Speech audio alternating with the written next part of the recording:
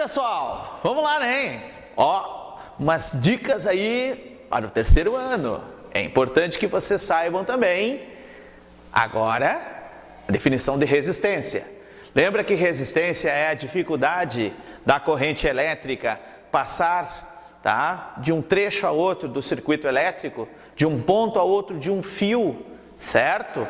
Então, a resistência, a dificuldade que a corrente tem por passar, por fluir de um ponto a outro, e a corrente só se estabelece em função da diferença de potencial, lembre-se disso também, correto? E eu chamo a atenção de vocês, quanto maior for a resistência, mais dificuldade então, certo? Agora, se a resistência é baixa, nós vamos ter maior a capacidade da corrente elétrica passar por dentro de um sistema, por dentro de um fio, por dentro de algo que tenha a diferença de potencial. Onde é que eu quero chegar? Quero chegar no seguinte: os metais, eles são bons condutores de eletricidade. Se eles são bons condutores de eletricidade, é porque eles vão ter então boa condução de corrente. E tendo boa condução de corrente, é óbvio que a resistência então vai ter que ser baixa, tá? Então, quanto melhor é o material condutor de eletricidade, é porque sua resistência ela vai ser baixa, correto? Lembre-se desse detalhe. Agora, se a resistência for elevada, nós vamos ter então uma baixa passagem de corrente elétrica, ou seja, tá? Uma questão bem simples que a gente trabalha na ciência da natureza, tanto em física quanto também na química. Para medir a resistência, vocês não esqueçam que a resistência é a diferença de potencial pela intensidade da corrente elétrica, certo?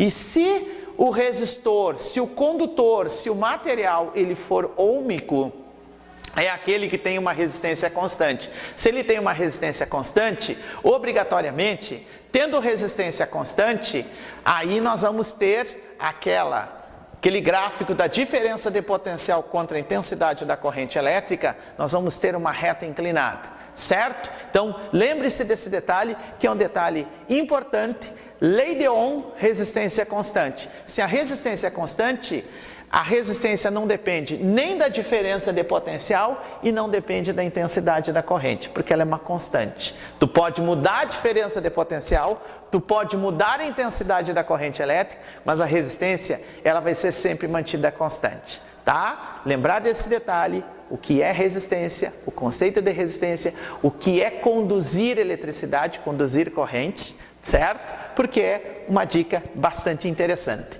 Depois, aproveitando, nós temos assim uma aplicação, correto? Nos resistores, né, dessa ideia do que é a resistência, nós vamos ter o resistor, que é o material que tem resistência, ele é capaz, né, de desencadear o chamado efeito Joule. O que é o efeito Joule? O efeito Joule é a transformação da energia elétrica em energia térmica. Quando a corrente passa por um resistor, correto?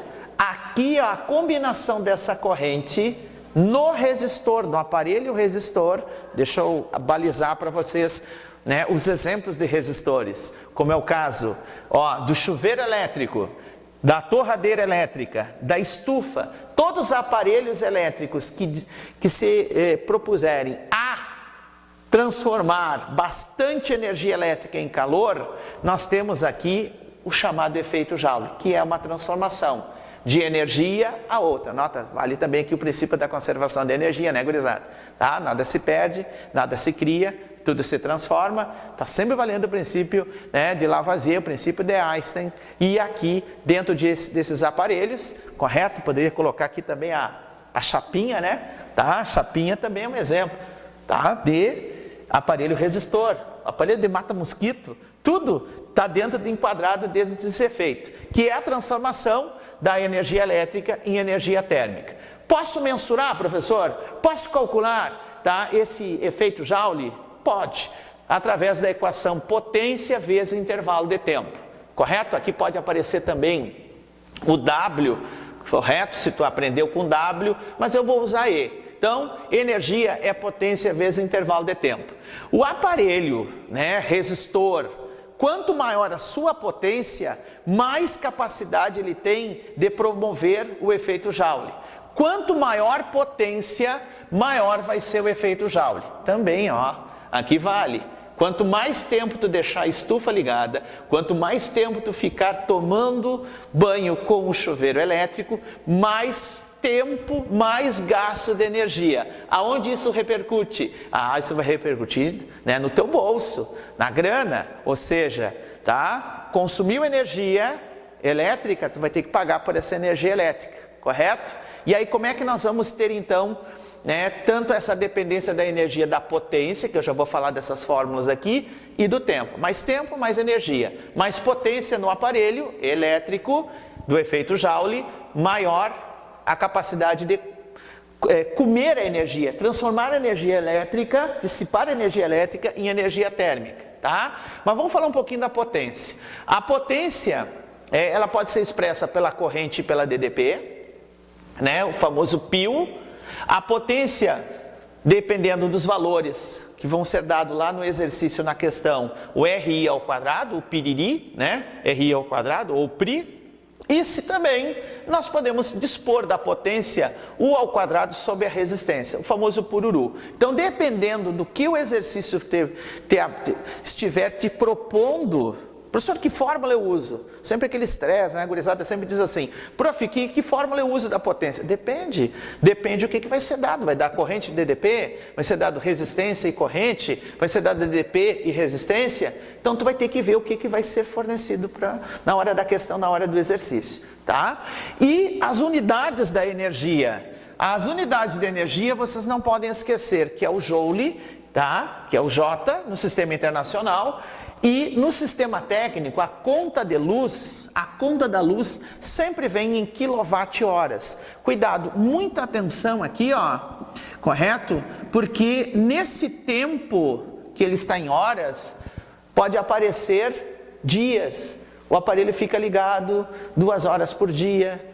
Tá? O que vai acontecer ao longo dos 30 dias? Aí tem que usar uma regra de 3, tem que usar uma lógica matemática, tá? Um processo aí de matemática para a gente poder jogar dentro dessa equação.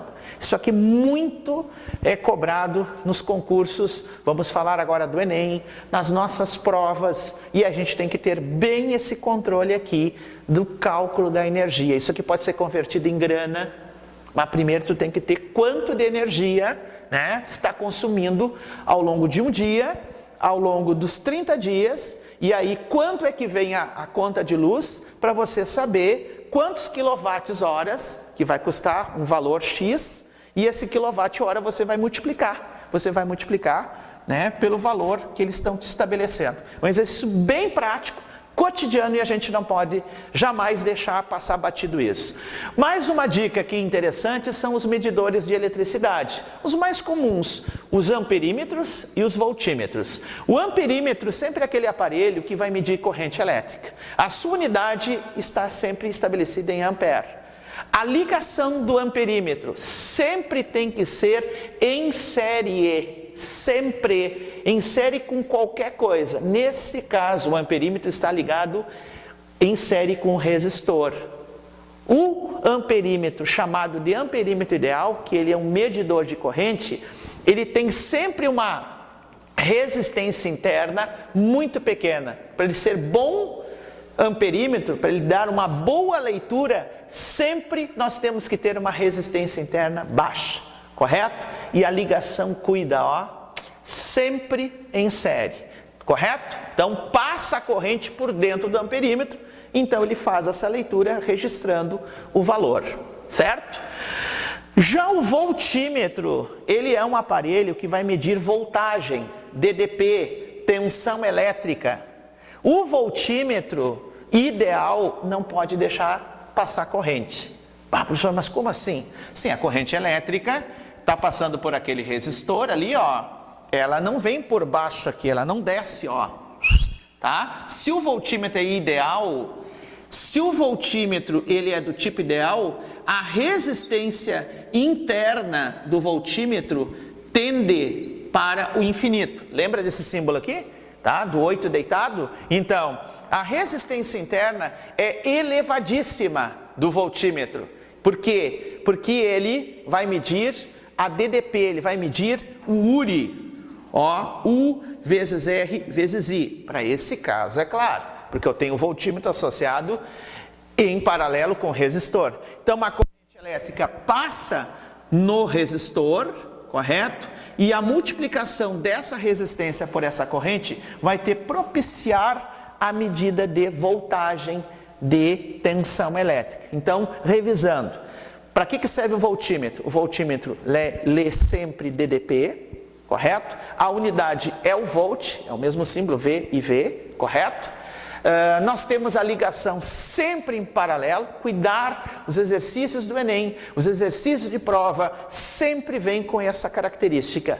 E o que mais? Tá? A resistência interna do voltímetro sempre ela é enorme, ela tende para um valor infinitamente grande se ele for, né, um voltímetro ideal. Certo, pessoal? Umas dicas assim interessantes, revisando imagens, teorias, voltem, porque sempre são dicas que vão ajudar vocês a adquirirem o conhecimento, aprender de todos os jeitos. Um abraço!